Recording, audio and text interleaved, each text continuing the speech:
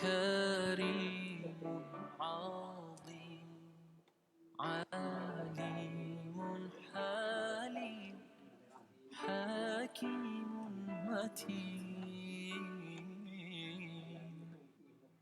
منان رحمن فتاح غفار تواب رزاق شهيد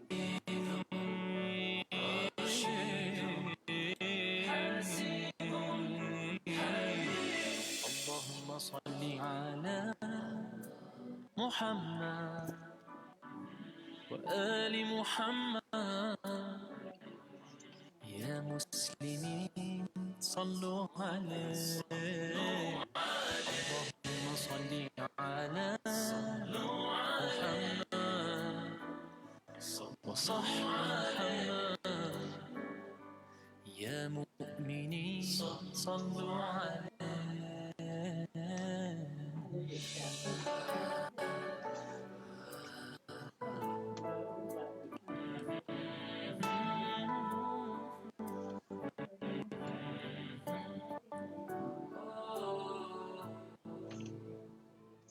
لطيف خبير سميع بصير جليل رقيب مجيب غفور شكور ودود قيوم رؤوف صبور مجيد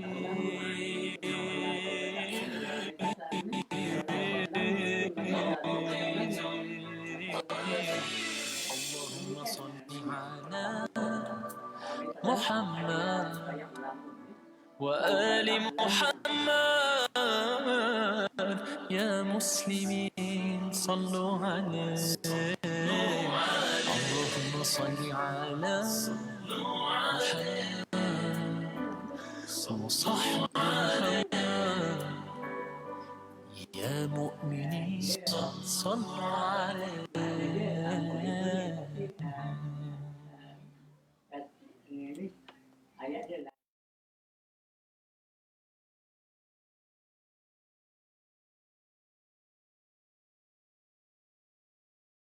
Bismillahirrahmanirrahim. Assalamualaikum warahmatullahi ta'ala wabarakatuh. Diucapkan kepada semua hadirin yang dijemput Allah untuk bersama kita dalam motivasi pagi bersama dengan Dewan Dakwah Majlis Dakwah Negara, menjadikan sebahagian daripada usaha untuk kita berjumpa dengan jemaah sekalian untuk mengeratkan hubungan dan menyambung silaturahmi. Semoga kita sama-sama berjaya untuk membina dan membangun kekuatan menjadi ummah yang benar-benar ummah yang disebutkan ataupun ummah yang disebut ummah Rabbani. Maka dalam pertemuan ini saya Dr. Rabi Hamzah, salah seorang yang berkuasa ataupun kita katakan timbalan pengurusi Dewan Dakwah Negara akan bersama dengan tuan-tuan dan puan-puan sekalian ataupun jemaah yang dihormati sekalian untuk sama-sama berkongsi sedikit ilmu dan kemahiran sempena ma'al hijrah kita semalam, iaitu maka apa yang nak sampaikan. Mudah-mudahan hijrah kita kali ini ataupun kita kata rezeki yang Allah berikan untuk kerjasama masuk ke tahun baru merupakan satu rezeki terbaik. Maka mari sama-sama kita mengucapkan Alhamdulillahirabbil alamin, kerana mensyukuri setiap nikmat, setiap detik kesempatan yang Allah berikan untuk kita bersama-sama menikmati apa yang dikatakan tahun baru dan apa yang dikatakan hijrah. Maka juga kita panjatkan puji-pujian tertinggi kepada junjungan besar Nabi Muhammad sallallahu alaihi wasallam dengan ungkapan Allahumma salli ala sayyidina Muhammad wa ala alihi wasallam, yang merupakan pejuang-pejuang penyambung antara kita dengan pencipta, pembekal segala ilmu dan kekuatan, contoh terbaik kepada kita untuk melayari bahtera kehidupan sebagai hamba Allah, sebagai khalifah Allah dan pengikut Rasulullah yang nantinya akan dijanjikan syafaat untuk sampai masuk ke syurga bersama baginda insya-Allah. Jadi pagi ini dengan sedikit pengalaman dan kekuatan yang ada, Umi nak bawakan atau saya nak membawakan tajuk yang yang berbunyi hijrah dan istiqamah. Dua perkara. Kalau kita kata ma'al hijrah bermakna kita harus berubah. Maka perubahan harus berlaku kerana Allah tidak mengizinkan kita untuk statik terus. Sebab itu kita katakan orang yang tidak berubah bermakna dia sudah mati sebelum mati. Maka kekuatan yang nak dibangun, apa yang kita maksudkan dengan hijrah artinya perubahan. Kalau perubahan, apa perubahan yang nak diangkat sebagai sebahagian daripada perubahan-perubahan besar yang kita lakukan. Maka kalau boleh kita nak membantu orang lain berubah, katakanlah daripada kurang cinta kepada cinta, kurang sayang kepada sayang, kurang lembut kepada lembut, kurang baik kepada baik, kurang pemurah jadi pemurah. Artinya kekuatan yang nak diangkat, kita katakan kalau kita kata hijrah, pastilah pertama hijrah melalui diri sendiri. Sebab itu kita kata kita tidak mampu mengubah orang lain sekiranya kita belum berubah. Maka mari kita sama-sama meraihkan tahun baru kita dengan membuat perubahan-perubahan. Maka perubahan-perubahan ini kita katakan kalau boleh kita nak jadikan dia satu perubahan yang istiqamah. Mari kita melihat apa yang ditunjukkan oleh Rasulullah, apa perubahan-perubahan yang harus kita miliki. Apa perubahan yang harus kita miliki untuk menjadikan kita sebenar-benar umat yang benar-benar mampu mengajak orang lain untuk mencintai Allah, untuk berjuang kerana Allah, untuk membantu agama Allah dan akhirnya hidup dengan menggunakan lesen besar, berjiwa agama, mengangkat kekuatan ilahi dalam segenap keadaan ketika dan setiap gerak laku. Mudah-mudahan kekuatan ini akan terangkat kerana sesungguhnya Allah tidak akan mengubah nasib satu kaum kecuali kaum itu yang mengubah dan berubah.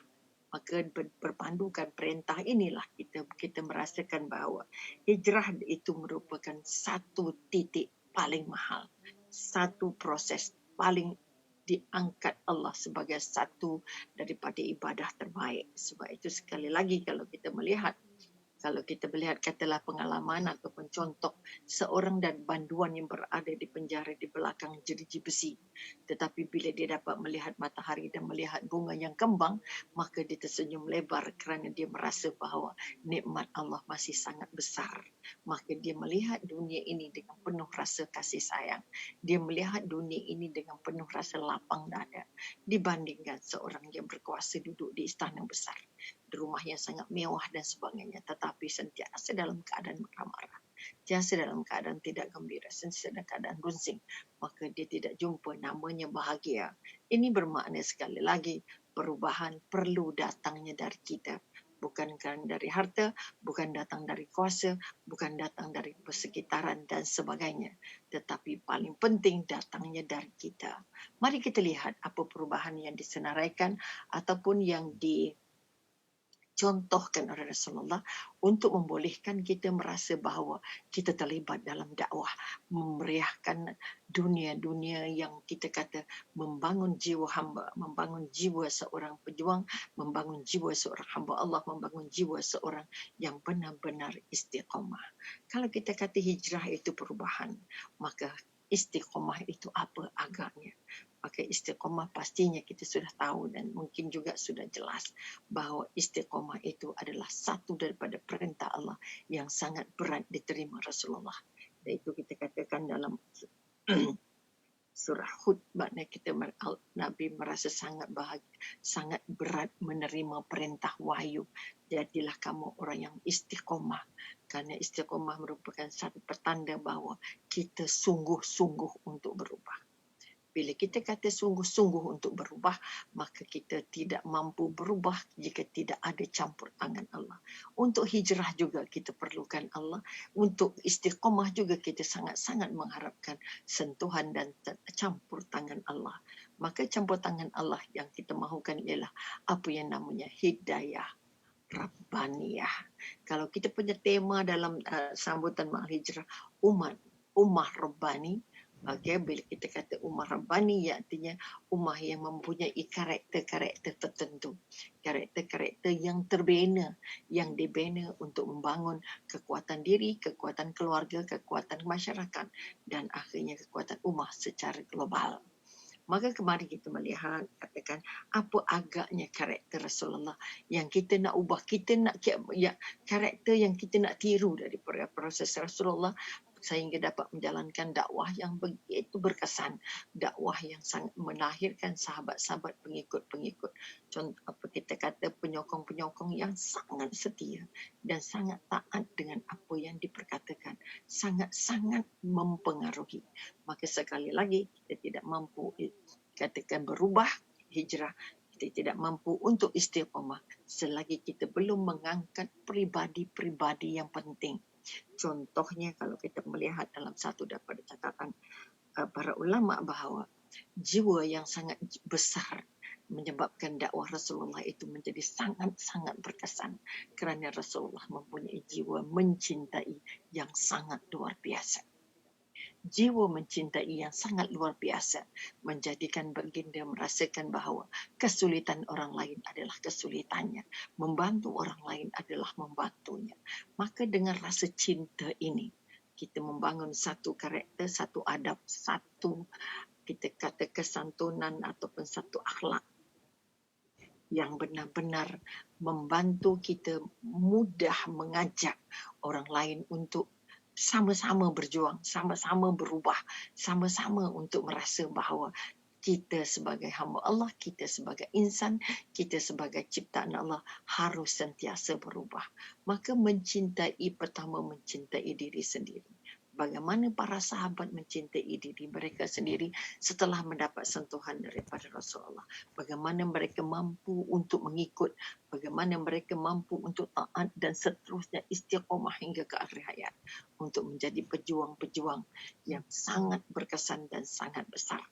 Maka kita katakan orang yang mencintai ini ialah orang yang sudah mendapat apa yang namanya hidayah Rabbaniyah yang Allah berikan kepadanya berdasarkan apa yang mereka fikirkan dan apa yang mereka usahakan.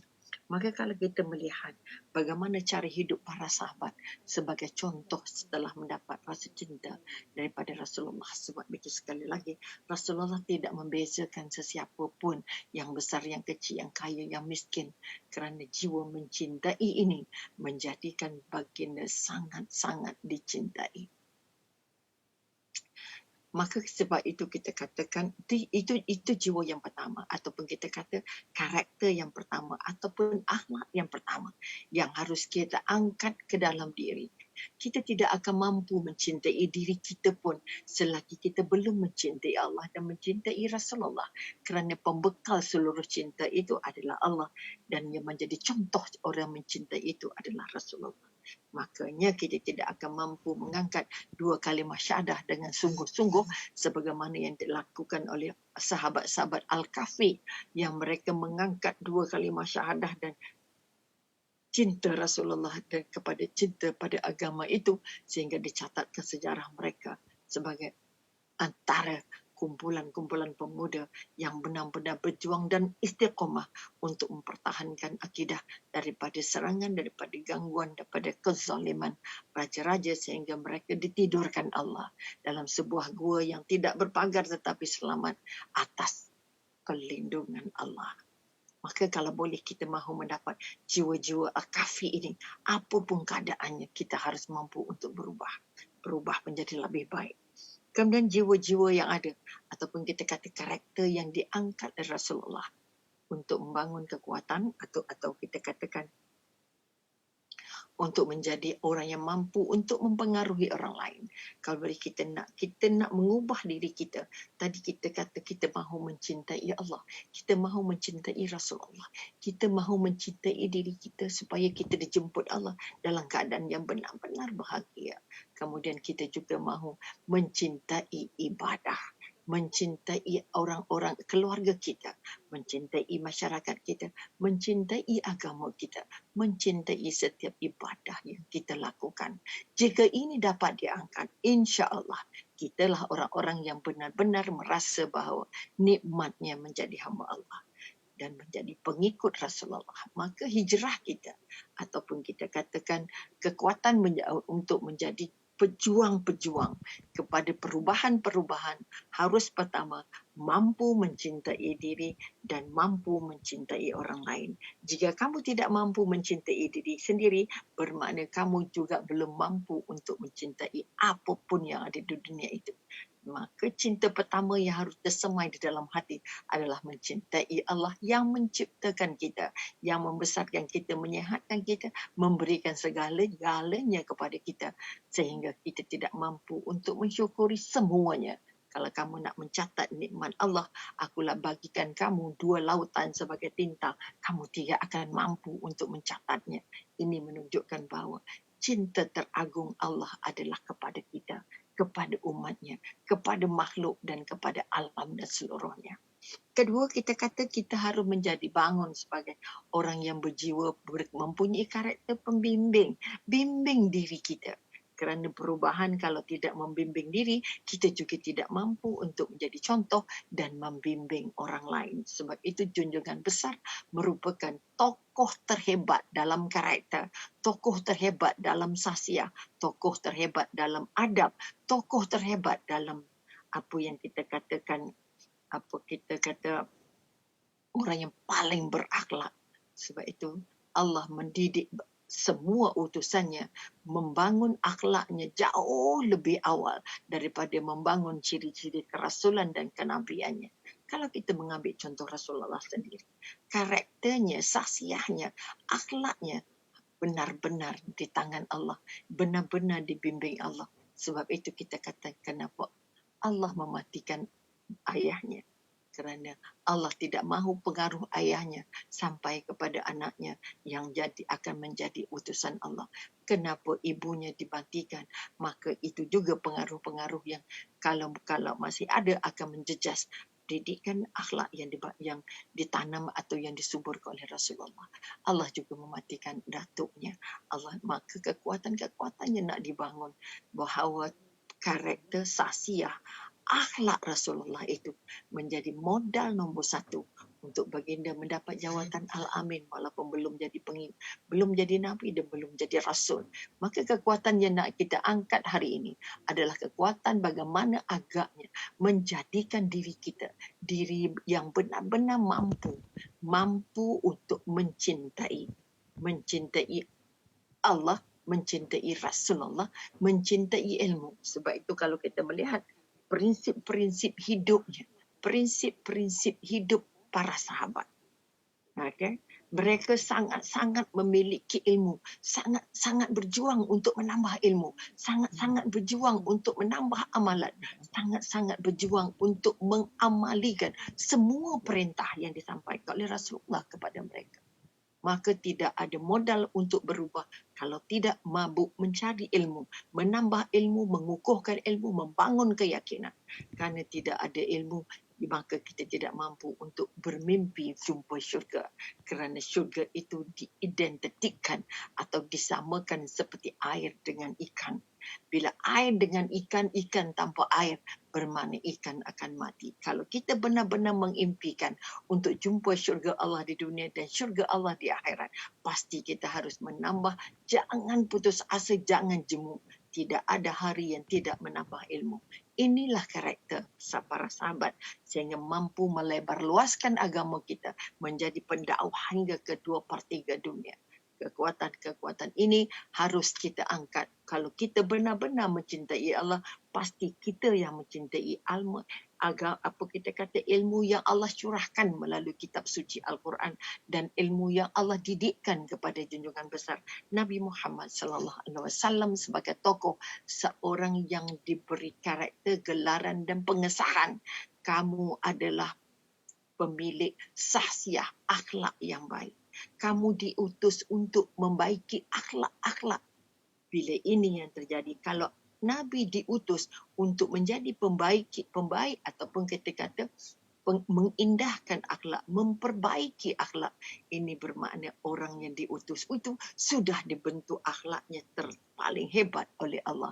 Inilah yang terjadi dalam proses melahirkan tokoh besar, junjungan besar Nabi Muhammad sallallahu alaihi wasallam, dengan cara didikkan secara amali, dengan tinggal di rumah Halimatun Sa'diyah, dengan berusaha mendidik kesabarannya melalui menggembala kambing. Maka proses-proses berniaga, proses berjumpa dengan menjalankan kerjaya sebagai ahli perniagaan, semua ini untuk mengukuhkan lagi sasiah Rasulullah yang sudah dibedah hatinya sebanyak 3 kali untuk menjadikan bahawa karakter ini, sasiah ini, akhlak ini adalah akhlak yang kekal, akhlak yang tidak berubah-ubah, akhlak yang tidak berbeza dari satu masa ke satu masa, akhlak yang tidak berbeza dari satu kelompok ke satu kelompok.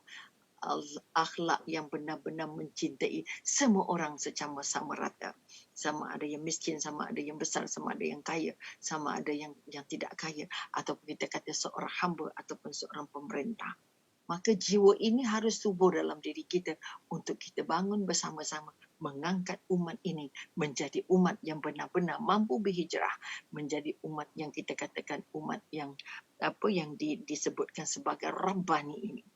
Kemudian kita katakan Rasulullah juga mempunyai jiwa pembimbing kerana ilmunya yang sudah sangat banyak, maka sahabat juga akhirnya mampu untuk menjadi pembimbing kerana junjungan besar sudah menunjukkan contoh-contoh membimbing para sahabat sehingga mampu untuk mengangkat kekuatan. Sebab itu kita katakan Nabi membimbing sahabatnya secara peribadi dengan ilmunya, dengan karakternya, dengan akhlaknya, dengan adabnya, dengan segala ciri kesempurnaan. Itu sekali lagi kita katakan, kalau kita mahu berubah, tolong bangun diri kita, diri yang senang mendidik, bukan senang mengherdik, bukan senang mencari salah orang, tapi mencari, membangun, mengukuhkan jiwa supaya terus-terus mendidik dalam apa keadaan sekalipun, di umur berapa sekalipun, dengan siapa sekalipun. Kerana inilah karakter, inilah akhlak yang ditaruh ataupun yang ditinggalkan oleh Rasulullah untuk kita sama-sama meneruskan tugas pejuang-pejuang pengganti ataupun kata penerus tugas para anbiya ini. Kemudian kita katakan Rasulullah juga memberikan kita satu akhlak yang sangat hebat untuk kita berubah. Kalau hari ini kita belum lagi membimbing diri untuk jadi pembimbing, maka bermakna kita belum mampu untuk melebarluaskan kekuatan agama kepada yang lain. Oleh itu sekali lagi, bimbing diri untuk layak jadi pembimbing. Bimbing diri untuk layak dididik dan mendidik. Kerana itu proses mendidik dan proses dididik tidak pernah ada garis penamat. Di mana saja kita sedia untuk dididik dan sedia untuk mendidik. Akhlak inilah yang nak diangkat, bukan mencari salah, bukan membodohkan, merendahkan, menghina, memalukan, memilukan. Tetapi terus-terus mendidik diri untuk layak jadi pendidik. Ini karakter kedua yang nak kita ubah, yang nak kita hijrahkan. Dan yang ketiga kita katakan jiwa atau sasiah yang nak kita angkat, kita masukkan ke dalam diri kita ialah apa kita kata akhlak yang berintegriti. Kerana junjungan besar itu adalah insan yang paling dipercayai, paling jujur, paling beramanah. Integritinya sangat tinggi, integritinya sangat besar. Ataupun kita katakan seorang tokoh yang sangat-sangat diyakini, dipercayai. Maka sekali lagi, hijrah yang harus kita lakukan ialah melatih diri untuk jujur dengan diri sendiri. Kadang-kadang kita kata kita boleh jujur dengan orang, tapi belum jujur dengan diri sendiri. Maka sekali lagi, mari kita sama-sama mengangkat karakter Rasulullah ini supaya dia menjadi sebahagian daripada karakter kita. Maka hijrahkanlah diri ini, hijrahkanlah minda ini, hijrahkanlah emosi dan spiritual ini untuk merasa bahawa saya sangat berintegriti, saya sangat jujur, saya sangat ikhlas dengan diri sendiri.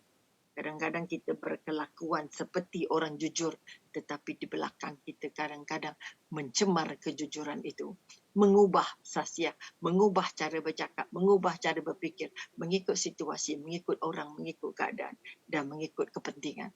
Oleh itu sekali lagi, mari kita sama-sama berhijrah untuk kita sama-sama merasa bahawa saya nak jadi orang yang paling dipercayai. Saya percaya saya adalah orang yang jujur. Saya percaya saya adalah orang yang bertanggungjawab. Saya percaya ini akhlak-akhlak yang nak diangkat, kerana tidak ada orang yang boleh mengatakan kamu dipercayai kalau kamu belum mempercayai diri kamu sendiri. Oleh itu sekali lagi, hijrah yang kita nak angkat tahun ini ialah merasa bahawa kita ingin berlaku jujur dalam apa keadaan sekalipun. Sebab junjungan besar sudah mencontohkan contoh jujur sejujur-jujurnya, maka dengan sebab itu bimbingan Allah pada junjungan besar harus mengaji melimpah kepada kita untuk kita melatih diri, menambah ilmu, menambah pengalaman, menambah kekuatan, menambah komitmen untuk terus melatih diri menjadi orang yang paling berintegriti dengan siapapun, dalam apa keadaan pun, jumlah yang besar atau kecil pun, dalam keadaan apa kita kata dihargai atau tidak dihargai pun. Maka itu di antara kita katakan hijrah-hijrah yang kita nak angkat untuk diri sendiri. Kerana diri sendiri itu akan menjadi contoh terbaik. Sebab itu kita katakan junjungan besar itu adalah contoh akhlak terbaik yang pernah lahir ke dunia ini. Dan yang keempat, kita kata kita ada waktu yang sangat sedikit. Kita ingin membangun pengikut. Oleh itu sekali lagi, pandai macam mana pun kita, hebat macam mana pun kita, banyak ilmu macam mana pun kita, cemerlangnya kita macam mana, kalau kita tidak mampu melahirkan pengikut-pengikut, tidak melahirkan kelompok-kelompok terbiah, kelompok-kelompok yang boleh memanjangkan usaha kita, yang boleh memeriah, melebar luaskan usaha kita, kita belum mampu untuk mengangkat agama ini sebagai satu modal untuk memperjuangkan masa depan, memperjuangkan bangsa, memperjuangkan agama, dan yang paling utama untuk berjasa kepada agama, untuk menjadi contoh, menjadi modal untuk kita berjumpa Allah, insya-Allah. Maka belajar sama-sama. Jangan menang sendiri, jangan pandai sendiri, jangan sombong sendiri. Jangan tunjuk hebat sendiri. Kerana junjungan besar tidak mahu itu berlaku. Kerana jika itu berlaku, kita angkat diri kita jadi duta atau kita angkat diri kita jadi pendeta dan kita pandang orang lain rendah dan tidak bijak.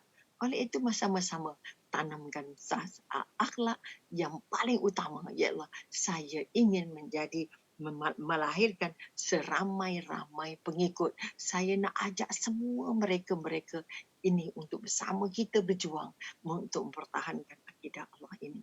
Maka melahirkan pengikut-pengikut, tak kira yang berumur, yang muda, yang tua, mana siapa-siapa saja, maknanya ajak. Sebab itu dakwah itu mengajak, bukan memaksa. Jangan dipaksakan. Kerana salah satu daripada karakter para sahabat ialah mereka hidupnya sederhana. Pola hidup yang sederhana dan tidak memaksa-maksa diri mereka. Belajarlah untuk jadi pengikut supaya kamu mampu jadi pemimpin. The best follower akan jadi the best leader. Ini prinsip-prinsip kepimpinan yang nak kita angkat. Sebab itu junjungan besar melahirkan para sahabat yang sangat hebat. Kerana dia sudah menjadi contoh seorang pemimpin yang hebat. Bukan saja dari ilmunya, bukan saja dari sasiahnya, tetapi dari komitmennya yang ditunjukkan kepada para sahabat, yang menyebabkan sahabat tidak ada ruang untuk tidak mengikutnya, tidak ada ruang untuk berjuang bersamanya. Sebab itu kita katakan semua sahabat sanggup berjuang. Sebab itu mereka menjadikan jihad sebagai modal paling besar dalam pola hidup mereka. Dan akhir sekali dengan ruang yang ada, kita bercita-cita. Kita kata kita bercita-cita untuk melahirkan pengikut pelapis-pelapis, dan yang terakhir kita harus bercita-cita untuk meninggalkan bekas tangan ataupun apa yang diistilahkan legacy. Untuk meninggalkan tanda-tanda. Kalau kita boleh menulis, maka menulislah. Maka buku-buku itu akan jadi legacy, akan jadi petanda, akan menjadi bekas bahawa kita pernah hidup di zaman itu. Kalau kita berusaha untuk buat baik, maka kita mengharapkan nama-nama yang kita tinggal itu sebagai nama-nama yang baik. Kalau kita melihat bahwa para ulama yang menulis kitab-kitab hebat, ya Allah, kitab-kitab yang sampai hari ini kita dapat baca. Imam Ghazali meninggalkan Ihya Ulumuddin kita yang sampai mati kita tak habis baca kalau kita tidak sungguh-sungguh. Ini merupakan legacy.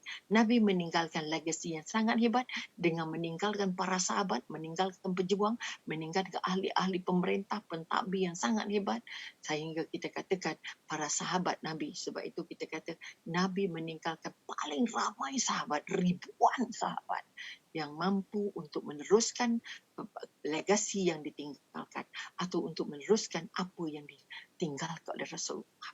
Sampai hari ini kita merasakan nama para sahabat, mana penulis Sahih Bukhari, Sahih Muslim, Sahih Tirmizi masih kita angkat menjadi sebahagian daripada rujukan, sebagai sebahagian daripada legacy yang ditinggalkan oleh mereka-mereka yang terdahulu. Maka kita yang diberi kesempatan Allah untuk hidup, maka dari hari ini berhijrahlah niat kita, angkat kekuatan kita, kumpul keyakinan kita. Kita nak meninggalkan legacy sebelum meninggal. Sebelum meninggalkan dunia ini, mudah-mudahan dia menjadi sebahagian daripada sebab mendapat pahala yang berterusan. Kalau kita banyak duit, maka benalah masjidnya, benar sedekahlah sebanyak-banyaknya, tampunglah semua sekolah-sekolah tahfiz dan juga orang-orang yang memerlukan itu, supaya itu jadi legacy, jadi bekas tangan, jadi kenang-kenangan pada mereka yang pernah kita bimbing. Sebab itu jadilah pendidik. Pertama, didik diri kamu untuk meninggalkan jasa-jasa yang baik, dan didik diri kamu mampu untuk dididik dan mampu untuk mendidik. Jangan sampai kita katakan apa kita kata ungkapan pepatah Melayu mengatakan kalau guru ke palang ajar bagai bunga kembang tak jadi. Berburu ke padang datar, okay, dapat rusa belang kaki. Kalau berguru ke palang ajar, maka kita susah. Anak murid akan jadi sebagai bunga kembang tak jadi. Oleh itu sekali lagi sebagai penutup atau sebagai pengakhirnya, kita kata kita harus kita istiqamah. Istiqamah juga harus perlukan apa yang namanya hidayah Rabbani dari Allah. Harus dapat pertolongan dari Allah. Kerana kita tidak mampu jadi istiqamah hanya dengan diri sendiri. Kerana kita banyak kelemahan-kelemahan. Oleh kerana itu, tolong gantungkan, tolong hayun diri ini untuk jadi memegang apa yang dikatakan ikatan tali yang paling besar. Bila kamu berpegang pada dua tali sebagaimana yang dipesan oleh Rasulullah, maka peganglah pada dua tali yang aku tinggalkan Al-Quran dan hadis ini. Insya Allah tali ini akan membuat kamu berjumpa syurga di dunia dan akhirat. Sebab itu Rasulullah meninggalkan sahabat. Kalau kita tengok dalam surah Al-Quran, surat Al-A'la ayat 8. Dan kami akan memberi kamu taufik kepada jalan-jalan yang mudah. Jalan-jalan yang mudah. Kalau kita benar-benar ingin menjadikan kita kata hijrah ini benar-benar menjadi kenyataan. Maka sekali lagi, tolong jangan berhenti tambah ilmu, tambah keyakinan. Kerana ilmu yang tidak menambah keyakinan tidak akan membawa pemiliknya ke mana-mana. Ilmu yang tidak diangkat dengan akhlak dan adab juga tidak memberi kesan kepada siapa-siapa. Oleh itu ilmu dan iman atau ilmu dan keyakinan akan menjadi sebahagian daripada perhiasan pada setiap individu. Sekiranya ilmu itu, iman itu dimasukkan ke dalam mangkuk yang namanya akhlak yang baik, adab-adab yang terpuji. Sebab itu dikatakan para sahabat belajar adab 30 tahun dan belajar agama hanya 20 tahun contoh. Nak bagi tahu kita bahawa adab itu merupakan satu ilmu yang paling mahal untuk menjadikan iman kita, untuk menjadikan ilmu yang kita ada sebagai mutiara yang paling berharga yang mampu kita kongsikan, mampu dinikmati oleh mereka-mereka yang kita kongsikan.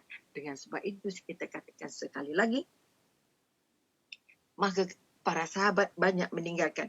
Sebab itu dikata mereka mempunyai ilmu yang luas, yang penuh berkah dan praktis dengan ilmunya. Kalau sudah ada ilmu, tolong jadikan ilmu itu sebagai amalan dan jadikan dia sebagai bahan-bahan perkongsian dan bahan-bahan tinggalan. Jika tidak, kita tak mampu untuk meninggalkan legasi.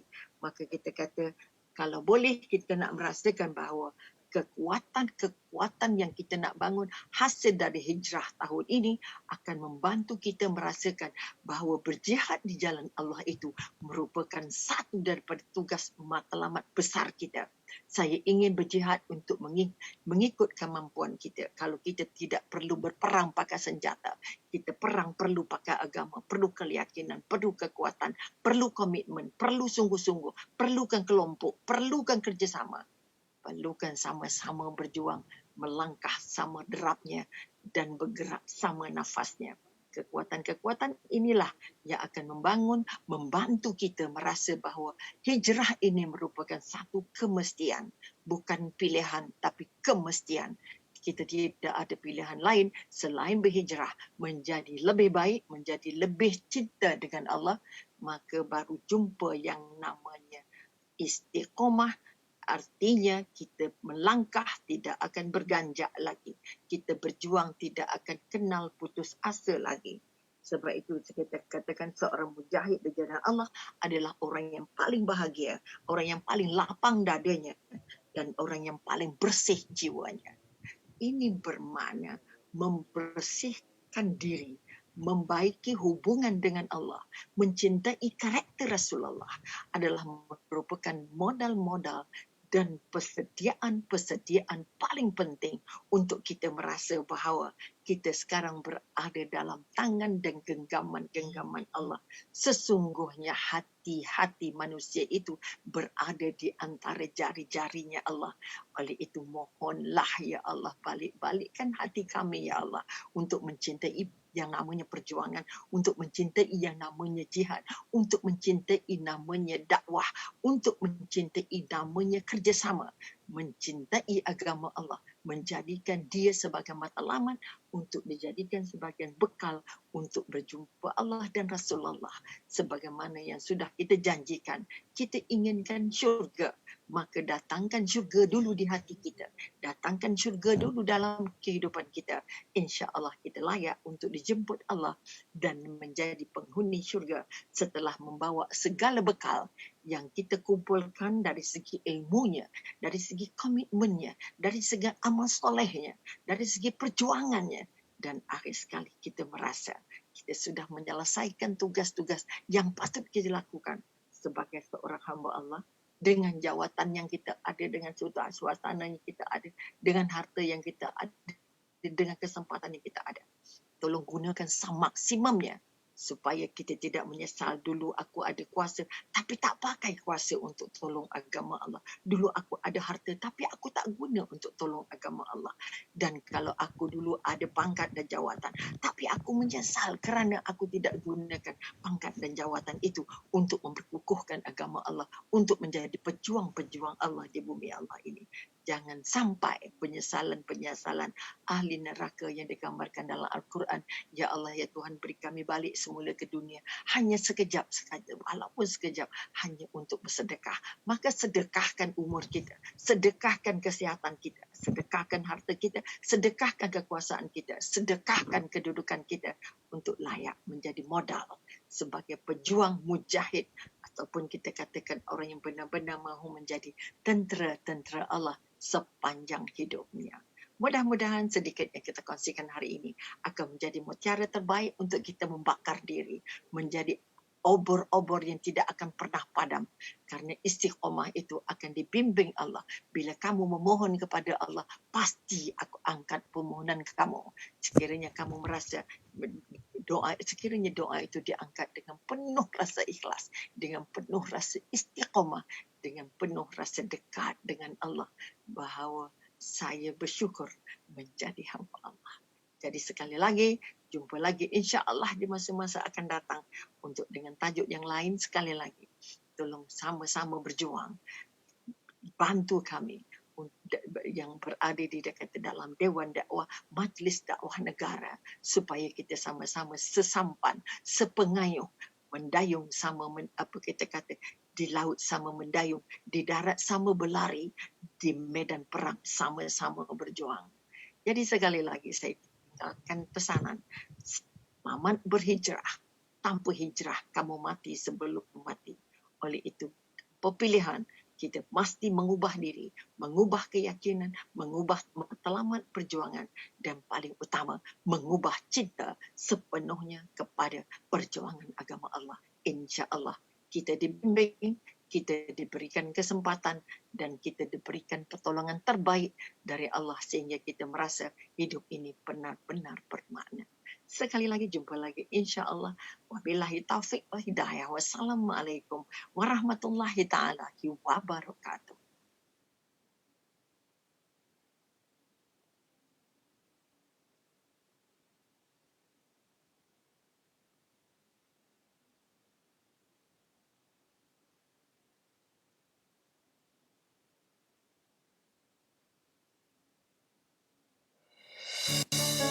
Haris.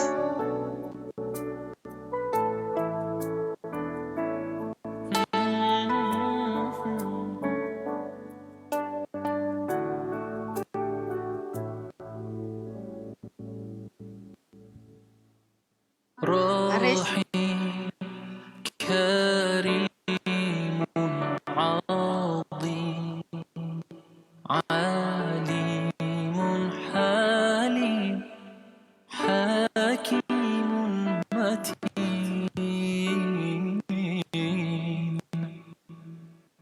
منان